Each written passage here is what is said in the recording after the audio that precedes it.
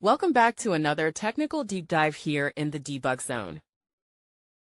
Today, we're tackling a big question and breaking it down with insights from other users. Hopefully, this clears up some misconceptions and helps you get the answer you need. So, buckle up, stay a little curious, and let's jump right in.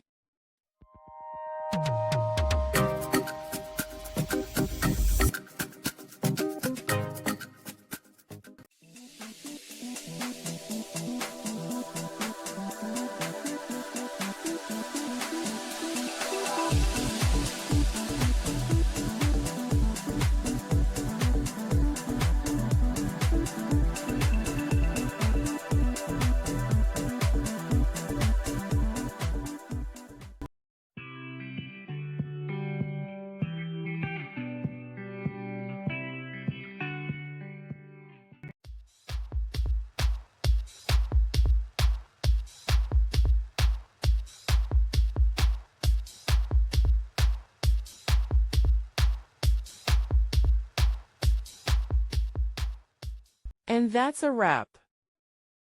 I hope you found the answer you were looking for.